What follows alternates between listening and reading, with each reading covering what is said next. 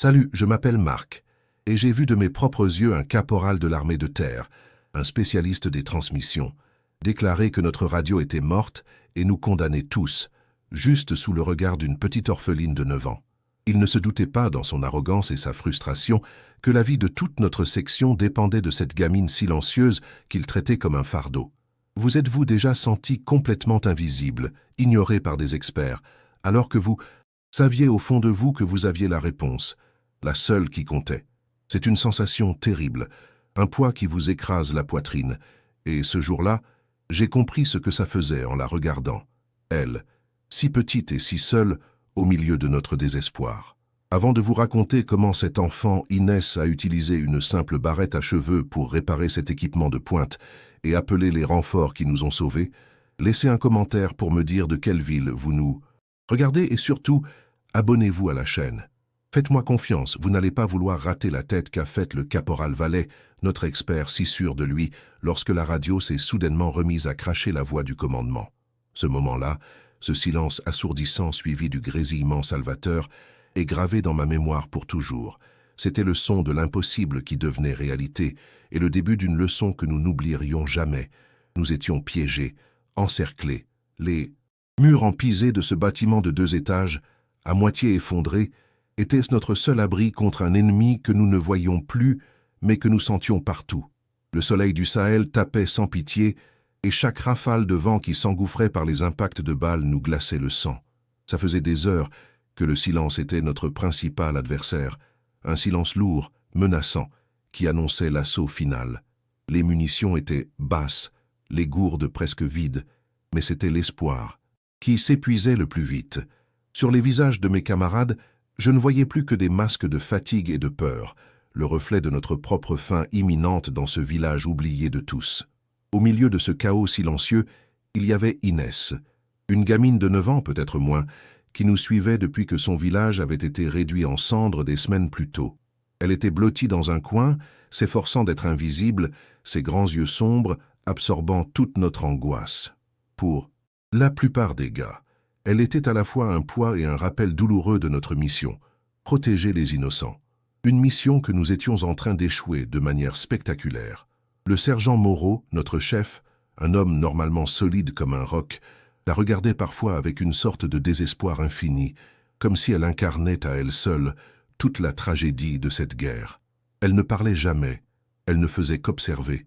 Le cœur de notre problème, la source de notre condamnation, reposait sur une caisse métallique verte, notre poste radio PR4G, notre unique lien avec le monde extérieur, notre seule chance d'appeler à l'aide. Une explosion de roquettes, tombée trop près, l'avait réduit au silence quelques heures plus tôt. Sans lui, nous n'étions que des fantômes attendant la faucheuse. Le commandement ne connaissait pas notre position exacte, ni notre situation critique. L'aube approchait, et nous savions tous ce que cela signifiait. L'ennemi se regroupait, et il ne lui faudrait pas longtemps pour lancer l'assaut final et nous submerger. Chaque minute qui passait, sans le crépitement de cette radio, était un clou de plus sur notre cercueil collectif. Le caporal Vallet, notre expert en transmission, était au bord de la crise de nerfs. C'était un type arrogant qui vénérait le règlement et son matériel de pointe. Voir sa précieuse radio muette était pour lui une insulte personnelle.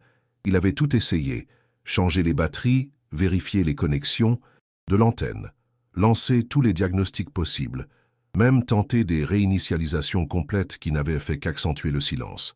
Finalement, il avait balancé son casque au sol et déclaré d'une voix blanche de rage que la carte mère était grillée, irréparable sur le terrain. Quand il voyait Inès s'approcher un peu trop, il la chassait d'un geste sec. « Hé, ne touche pas à ça, gamine. Tu vas l'abîmer encore plus. » Son verdict est tombé comme une lame de guillotine. C'est de la ferraille. Ces mots, prononcés par Vallet avec une sorte de dégoût suffisant, ont aspiré le peu d'air qui restait dans la pièce. J'ai vu les épaules de mes camarades s'affaisser, les uns après les autres, comme si un fil invisible qui les tenait droits venait d'être coupé. Le silence qui a suivi était pire que les explosions. C'était un silence de tombeau, l'acceptation collective de notre fin. Je sentais une rage sourde monter en moi, pas contre l'ennemi dehors, mais contre Vallet, contre sa certitude d'expert. Son arrogance a déclaré la mort de notre espoir sans l'ombre d'un doute. Pour lui, la procédure était terminée, Le manuel avait parlé. Pour nous, c'était le début de la fin, et il venait de nous en claquer la porte au nez. C'est dans ce silence de mort que j'ai vu Inès bouger. Elle s'est levée de son coin sans un bruit, comme une petite ombre qui se détache du mur. Elle n'a pas couru, elle a marché lentement, avec une détermination tranquille qui contrastait violemment avec notre abattement. Ses grands yeux étaient fixés sur le poste radio, pas avec peur, mais avec une concentration intense, comme si elle dialoguait avec lui. Vallée l'a vu s'approcher et son visage s'est tordu de mépris. « Hé, je t'ai dit de ne pas toucher à ça !» a-t-il sifflé, sa voix basse et agressive. Il a fait un pas vers elle, prêt à la repousser. Pour lui, ce n'était pas seulement une enfant, c'était une souillure, une insulte à son domaine technique, même si ce dernier venait de le trahir. Le sergent Moreau a levé une main lasse, sans même regarder Vallée. « Laisse-la !» a-t-il dit, sa voix rauque de soif et de fatigue. « Vallée, laisse-la tranquille. » Il y avait une note de défaite totale dans son ton. Ce n'était pas de la confiance envers Inès, c'était l'abandon de toute autre solution. Qu'est-ce qu'on risque de toute façon? C'est déjà foutu, non? Laisse-la regarder. Vallée s'est figé, outré d'être contredit devant tout le monde, surtout pour une gamine. Il a reculé, d'un pas les bras croisés, fulminant en silence. J'ai compris à ce moment-là que le sergent n'agissait pas par espoir, mais par désespoir. Il avait renoncé à la technologie, à son expert, à tout. Il nous offrait simplement un dernier spectacle avant que le rideau ne tombe. Inès n'a pas semblé remarquer la tension. Elle s'est agenouillée devant la radio, ignorant complètement les regards posés sur elle. Et là, elle a fait quelque chose d'incroyable. Elle n'a pas cherché d'outils, elle n'a pas ouvert de trappe. Elle a fermé les yeux et a posé son oreille contre le boîtier métallique froid. Elle est restée comme ça, immobile, pendant une dizaine de secondes qui ont paru une éternité.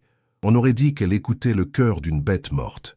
Puis, les yeux toujours clos, elle a commencé à passer ses petits doigts sur la surface, sur les joints, les connecteurs, avec une délicatesse infinie. Autour de moi, j'entendais des soupirs d'exaspération, des ricanements étouffés. « Elle est folle !» a murmuré Lefebvre à côté de moi.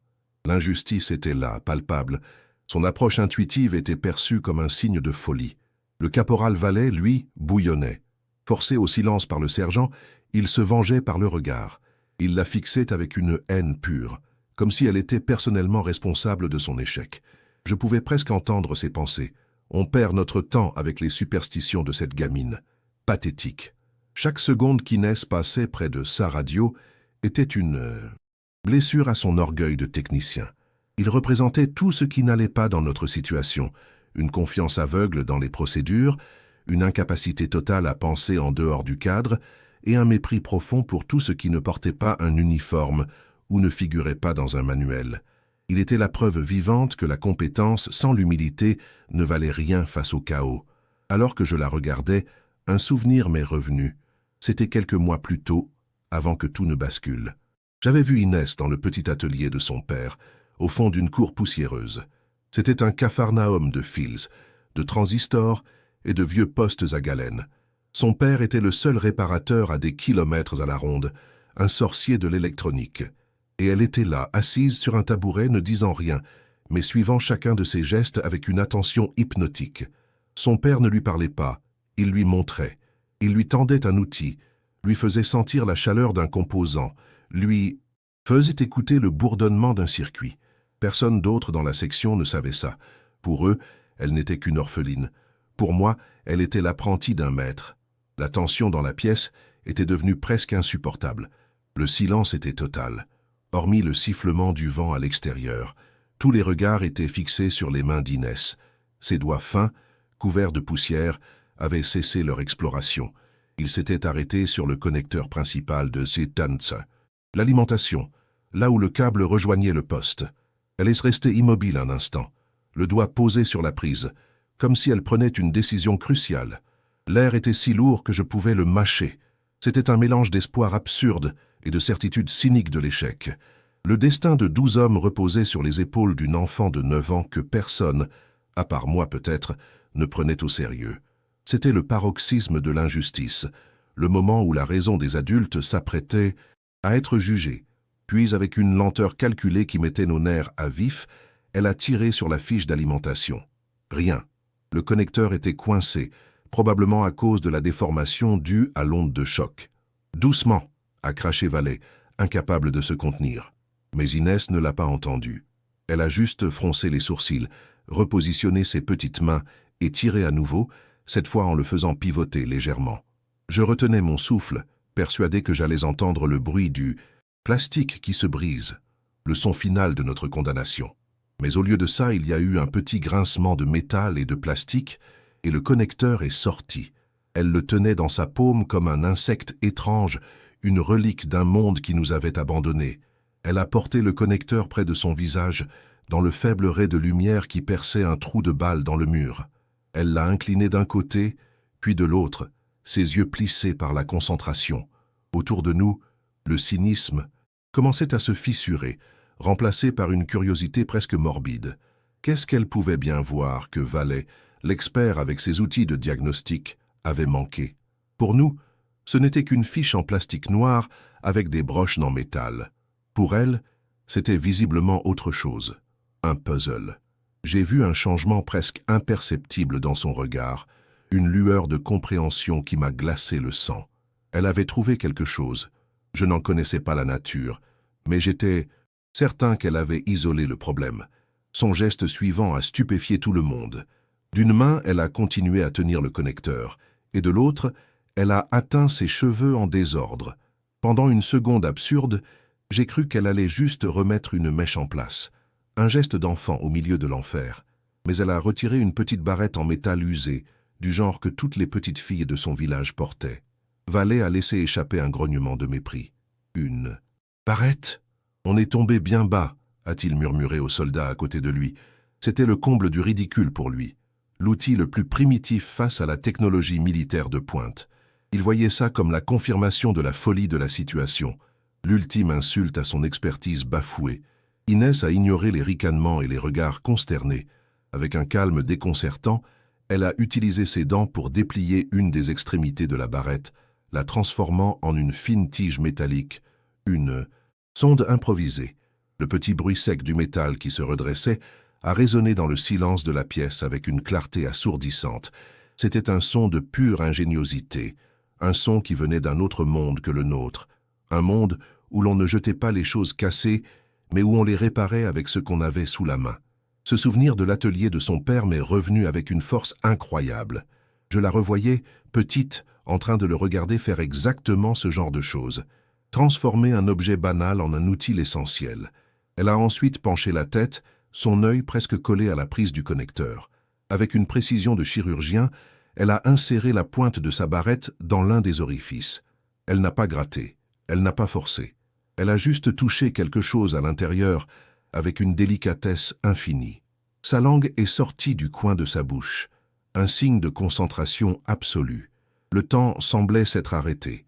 Nous étions tous suspendus à son geste. 12 soldats endurcis transformés en spectateurs impuissants du miracle ou de la folie d'une enfant. Le sergent Moreau s'était même redressé, son épuisement remplacé par une lueur d'attention intense. On aurait pu entendre une mouche voler, si seulement il y en avait eu. D'un coup sec et précis, elle a retiré la barrette. Au bout de la tige, il y avait quelque chose de minuscule, presque invisible. Elle a ramené sa main près de son visage et a retourné la barrette, un grain de sable, pas plus. Gros qu'une tête d'épingle, est tombé dans sa paume. Un unique grain de sable cristallisé par la chaleur de l'explosion qui s'était logé contre une des broches de contact, empêchant une connexion complète. C'était à la fois génial et absurde. Une panne si simple, si physique, qu'aucun diagnostic électronique n'aurait jamais pu la détecter. Valet, avec tout son savoir, cherchait une panne complexe dans les circuits. Elle avait écouté la machine et avait trouvé le caillou dans sa chaussure. Elle a regardé le grain de sable dans sa main pendant une seconde, puis a simplement ouvert la paume et a soufflé dessus. La poussière et le grain ont disparu dans l'air. C'était fini. Le problème était réglé. Elle n'a pas montré de triomphe, pas même un sourire. Elle a juste jeté un dernier coup d'œil à l'intérieur du connecteur, comme pour s'assurer que tout était net, puis elle s'est retournée vers le poste radio. Elle tenait la fiche dans une main et le câble dans l'autre, prête à reconnecter notre seul et unique lien avec la vie. La pièce était toujours silencieuse, mais ce n'était plus le même silence. Ce n'était plus un silence de mort, mais celui qui précède le tonnerre, un silence rempli d'une attente insoutenable. Avec une lenteur qui semblait étirer chaque seconde à l'infini, elle a aligné le connecteur avec la prise. Ses mains ne tremblaient pas. C'était un geste sûr, presque rituel, comme si elle l'avait répété des milliers de fois dans l'atelier de son père. Nous avons tous entendu le clic net et solide lorsque le connecteur s'est enfin enclenché. Un son final, définitif. Puis, le silence. Un silence total, encore plus lourd et plus écrasant qu'auparavant, car il était maintenant rempli de l'écho de notre dernier espoir qui venait de s'éteindre. L'écran de la radio est resté noir, mort. J'ai vu le visage de Valet se fendre d'un rictus suffisant. C'était fini. La magie de la gamine n'avait pas fonctionné. La réalité, brutale et froide, reprenait ses droits. Une seconde passa, puis deux. Une éternité de déception. Le souffle que nous avions tous retenu s'est échappé en un soupir collectif de résignation. Les épaules se sont affaissées à nouveau, les têtes se sont baissées. Le peu d'énergie que ce spectacle inattendu nous avait donné venait de s'évaporer. Lefebvre, à côté de moi, a juré à voix basse et a donné un coup de pied dans un débris au sol. « Merde, j'y ai cru, putain !» a-t-il murmuré. Le caporal Valet a laissé échapper un petit rire sec, un son plein de mépris. « Je vous l'avais dit. Une perte de temps, a-t-il lancé. Pas assez fort pour que le sergent l'entende, mais assez pour que nous le sentions comme un coup de poignard. Il était presque heureux de cet échec, car il validait son diagnostic, son autorité.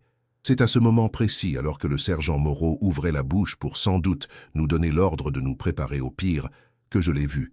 Une minuscule lumière, une diode verte sur le panneau de « Contrôle de la radio » a clignoté une fois, faiblement. C'était si bref, si discret, que j'ai d'abord cru l'avoir imaginé, un tour que mes yeux fatigués me jouaient. Mais Inès, elle, n'avait pas bougé. Ses yeux étaient rivés sur la radio et j'ai vu une lueur d'anticipation sur son visage. Puis la diode a clignoté à nouveau, cette fois en restant allumée. Un petit point vert lumineux dans notre obscurité. Un murmure a parcouru nos rangs. Regardez. Le silence est revenu, mais il avait changé. De nature. Ce n'était plus un silence de mort, mais un silence de pure expectative. La diode verte est restée allumée, stable. Puis un bourdonnement grave et sourd a commencé à émaner de l'appareil. Un son de vie. Lentement, l'écran LCD s'est allumé, baignant la pièce d'une lueur bleutée fantomatique. Le logo du fabricant est apparu, suivi de lignes de texte de diagnostic qui défilaient à une vitesse vertigineuse. La machine était en train de s'initialiser. Le processus était lent, méthodique. Chaque étape affichée à l'écran étirait nos nerfs, à leur point de rupture. Plus personne n'était assis. Nous étions tous debout, penchés en avant, les visages tendus, hypnotisés par ce spectacle technologique qui tenait du miracle. Valet était pétrifié, sa bouche légèrement entr'ouverte, son arrogance balayée par une incrédulité totale. Il ne comprenait pas. La séquence de démarrage s'est terminée. L'écran affichait maintenant la fréquence par défaut, les chiffres brillants d'une clarté parfaite. Et puis le son. Une explosion de grésillement et de statique a jailli du haut-parleur, si forte qu'elle nous a tous fait sursauter. C'était un bruit chaotique, agressif, presque douloureux à entendre après des heures de silence. Mais pour nous, c'était le plus beau son du monde. C'était le son de la vie, le son d'une connexion, la preuve irréfutable que notre lien avec l'extérieur était rétabli. Un rire nerveux a éclaté, suivi d'un autre. Des larmes de soulagement coulaient silencieusement sur les joues sales de mes camarades. La machine était vivante. Inès avait réussi. Elle nous avait ramenés du bord du gouffre. Le sergent Moreau a réagi au quart de tour. Il a bondi en avant, bousculant presque Valet qui était resté figé, les yeux écarquillés, incapable de bouger ou de parler. Le caporal regardait la radio, puis Inès, puis de nouveau la radio, comme si son cerveau refusait de traiter l'information. Son monde, régi par les manuels et les procédures, venait de s'effondrer. L'expert était devenu un simple spectateur de l'impossible. Moreau a attrapé le combiné de la radio, ses mains tremblant légèrement, non pas de peur, mais d'une adrénaline pure. Il a complètement ignoré Valet, son attention entièrement focalisée sur l'appareil. Le commandement venait de changer de main, passant de l'expert technique au leader pragmatique.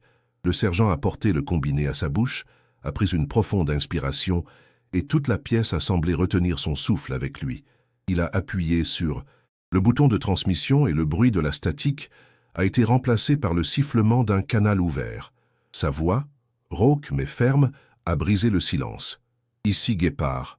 1 pour commandement. Est-ce que vous me recevez? Je répète, Guépard. 1 pour commandement. Situation critique. À vous. » Il a relâché le bouton. La statique est revenue, assourdissante. Mais maintenant, elle n'était plus vide. Elle était pleine de la plus intense des attentes.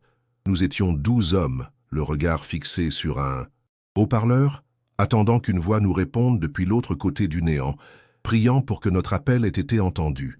Le grésillement a rempli la pièce, un bruit blanc et vide qui semblait se moquer de notre espoir naissant. Chaque seconde qui s'écoulait sans réponse était une nouvelle pelletée de terre sur notre cercueil. J'ai regardé autour de moi, les visages, qui s'étaient illuminés un instant, retombaient dans des masques de résignation. Le souffle de soulagement collectif s'était transformé en une attente funèbre. Je pouvais sentir le rictus de Valais se reformer, même sans le voir. Il savourait déjà sa victoire amère, la confirmation que son verdict initial était le bon. La technologie avait parlé, et elle disait que nous étions condamnés. Le silence du sergent Moreau, qui tenait le combiné comme un talisman inutile, était plus lourd que n'importe quel ordre. L'espoir était une flamme vacillante, et le vent de la réalité était en train de l'éteindre pour de bon. Et, puis au milieu de ce vacarme infernal, une voix, claire, calme, presque détachée, comme si elle venait d'une autre planète. Elle a tranché le grésillement avec la précision d'un scalpel. « Guépard, 1. Ici le commandement. On essaie de vous joindre depuis 1 heure. Situation à vous. » Ces quelques mots ont eu l'effet d'une déflagration. Le son a frappé mes tympans, mais c'est mon cœur qui a encaissé le choc. Ce n'était pas un rêve, pas une hallucination collective provoquée par la soif et la peur. C'était réel. C'était la voix de l'autorité, de l'organisation, du monde extérieur qui ne nous avait pas oubliés. C'était la voix du salut, et elle venait de nous être offerte par une enfant silencieuse et une simple barrette à cheveux. Le monde venait de basculer sur son axe. Un silence de mort a suivi, un silence absolu, si dense qu'il en était douloureux. Personne ne bougeait, personne ne respirait. J'ai tourné la tête et j'ai vu les yeux de Lefebvre, ronds comme des soucoupes. Plus loin, un jeune soldat avait la bouche grande ouverte, une expression de pure stupeur gravée sur son visage. C'était un moment suspendu dans le temps, une photographie de l'incrédulité. Nous nous regardions les uns les autres, cherchant dans le regard des autres la confirmation que nous n'étions pas devenus fous. La tension qui nous écrasait quelques secondes plus tôt s'était muée en une énergie électrique, une vague de choc qui parcourait la pièce. La radio n'était pas seulement réparée. Un miracle venait de se produire sous nos yeux, et nous en étions les témoins abasourdis. Le sergent Moreau a été le premier à retrouver ses esprits. Son corps, qui semblait si lourd de fatigue, s'est redressé d'un coup. J'ai vu sa main se crisper sur le combiné, les jointures blanchir. Il a porté l'appareil à sa bouche, a pris une inspiration profonde et tremblante qui a trahi l'émotion qui le submergeait. Mais quand il a parlé, sa voix était redevenue celle d'un chef, ferme, précise, sans fioriture. Bien reçu, commandement. Ici, Guéparin, position. Il a égrené nos coordonnées, a décrit notre situation en termes brefs et militaires. Encerclés, munitions basses, demandons extraction immédiate et appui aérien. C'était incroyable de le voir passer de l'homme brisé au leader implacable en l'espace de quelques secondes. Il venait de reprendre le contrôle de notre destin. Mon regard s'est alors posé sur Valais. Il était la statue de sa propre défaite. Son visage était livide, sa mâchoire pendante, ses yeux fixés sur la radio comme s'il voyait un fantôme. Son arrogance, sa suffisance, tout s'était évaporé, laissant place à une humiliation si profonde qu'elle était presque palpable. Ce n'était pas de la colère, non, c'était pire. C'était la destruction complète de ses certitudes. Son expertise, son règlement, son monde ordonné de techniciens venait d'être pulvérisé par une gamine et un bout de métal. Il a lentement tourné la tête vers Inès, et dans son regard, j'ai vu l'incompréhension totale. Il ne la voyait plus comme une nuisance, mais comme une anomalie, une force de la nature qui défiait toutes les lois qu'il connaissait. Son silence était plus éloquent que n'importe quel cri de rage.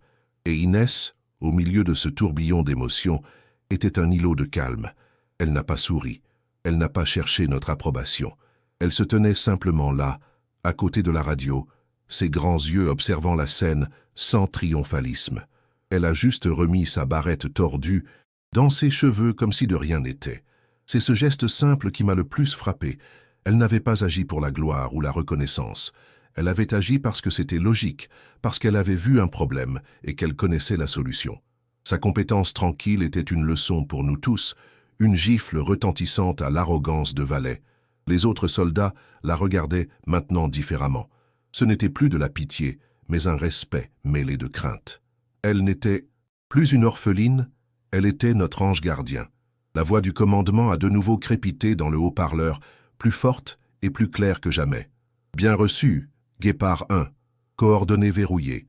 Tenez bon, un hélicoptère Tigre est en route pour l'appui, extraction par Puma dans 21 minutes. Répétez, 20 minutes. Ces mots ont été comme une vague de chaleur qui a déferlé sur nous. 20 minutes. C'était la promesse de la vie. Un murmure de soulagement a parcouru nos rangs, se transformant en un rire tremblant. J'ai vu des hommes s'effondrer contre les murs, pleurant sans honte. D'autres se tapèrent sur l'épaule, un sourire épuisé mais sincère aux lèvres. La tension accumulée depuis des heures, des jours, venait de se briser en un instant. Nous étions sauvés. Et nous le devions tous à la petite fille silencieuse qui venait de nous apprendre que le vrai savoir ne se trouve pas toujours dans les manuels. Le sergent Moreau s'est agenouillé devant Inès. Le silence dans la pièce était total, plus profond encore que celui de la mort que nous venions de frôler. Lentement, avec un respect presque religieux, il a décousu l'écusson de son unité de sa propre manche. C'était notre symbole, le blason de notre fraternité, un morceau de tissu qui signifiait tout pour nous. Il l'a pris entre ses doigts et l'a pressé doucement dans la petite paume d'Inès. Il n'a pas dit un mot. Il n'en avait pas besoin.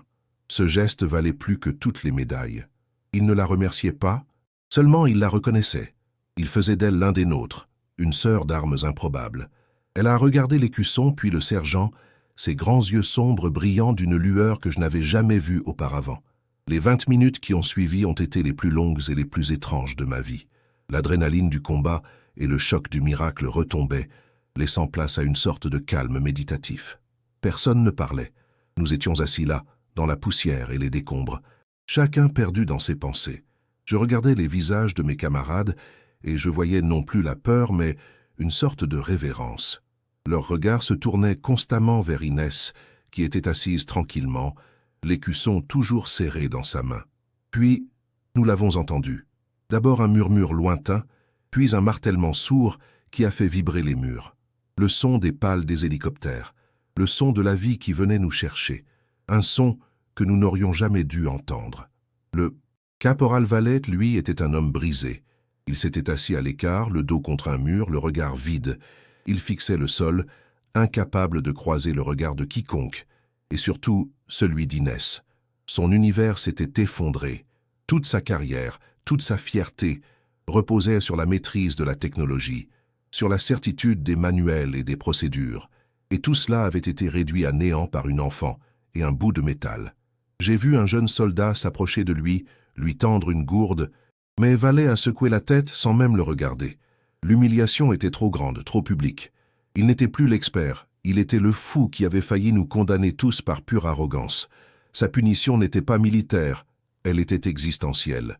L'arrivée du Puma a été un chaos de vent et de poussière. La rampe s'est abaissée, révélant la silhouette rassurante des membres de l'équipage. Le protocole était clair, les blessés en premier. Mais le sergent Moreau a pris une décision qui a surpris tout le monde. Il s'est tourné vers Inès, l'a soulevée doucement dans ses bras, comme si elle était faite de verre, et l'a portée lui-même jusqu'à l'hélicoptère. Il l'a mise à l'intérieur avant tout le monde, s'assurant qu'elle était en sécurité. Ce n'était pas le traitement réservé à une réfugiée, c'était celui réservé à une personnalité de la plus haute importance, à une héroïne. Aucun d'entre nous n'a contesté cet ordre silencieux. C'était la chose la plus juste, la plus évidente à faire.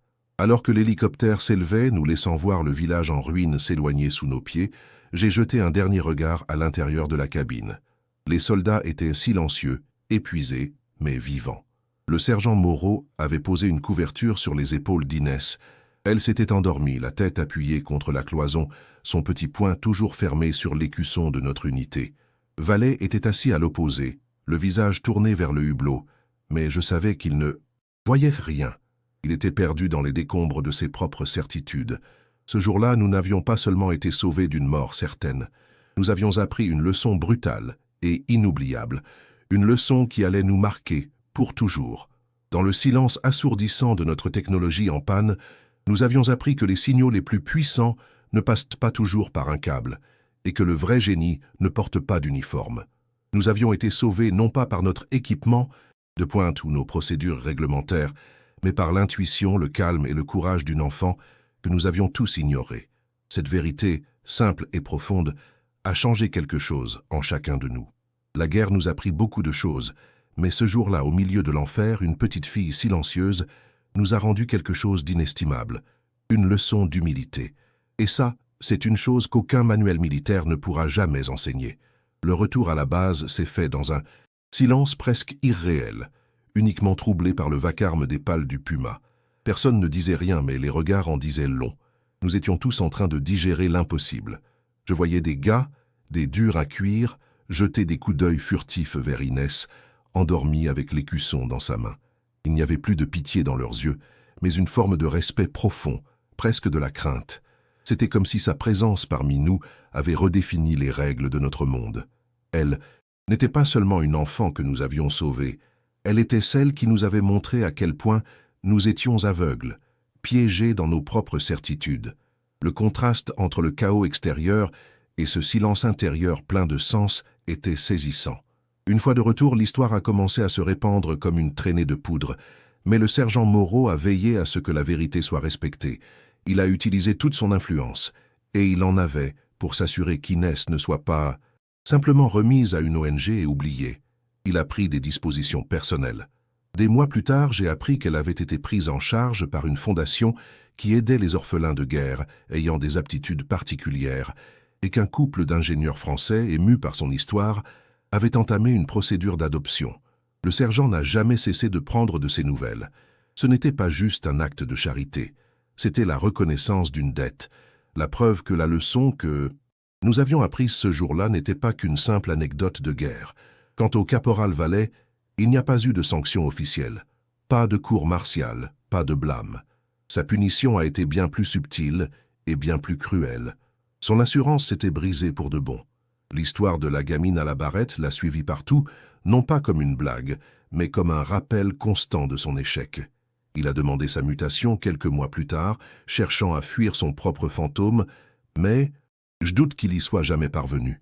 Il était devenu l'incarnation de l'expert qui, face à l'imprévu, s'était révélé inutile.